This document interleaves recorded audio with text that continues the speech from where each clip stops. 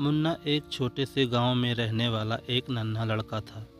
वह बहुत होशियार और समझदार था, लेकिन उसे एक बुरी आदत थी। वह बहुत आलसी था।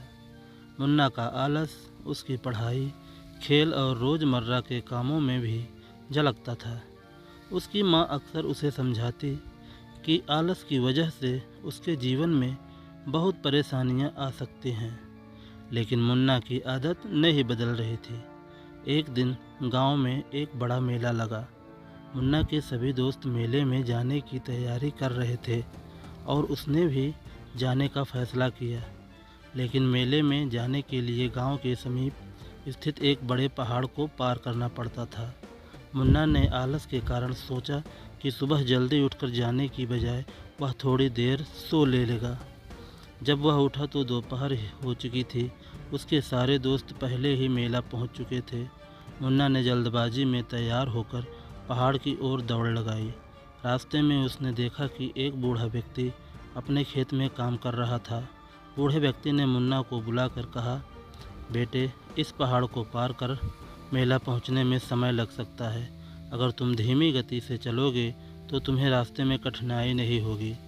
लेकिन मुन्ना ने बूढ़े की बात नहीं मानी और तेज़ी से चलने लगा। पहाड़ पर चढ़ते चढ़ते उसे बहुत थकान महसूस हुई। थोड़ी देर बाद वह गिर गया और उसकी टांग में चोट आ गई। अब उसे और धीरे चलना पड़ा। जब वह मेला पहुंचा तो शाम हो चुकी थी और मेला ख़त्म हो रहा था। उसके दोस्त उसे देखकर हैरान रह गए और बोले, मुन्ना, तुम इतनी देर क्यों आ रहे हो?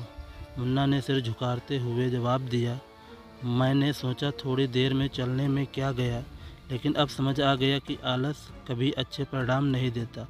वह उदास मन से घर लौटा और अपनी माँ को सारी बात बताई। उसकी माँ ने उसे समझाया, देखो बेटा, आलस करने का यही परिणाम होता है।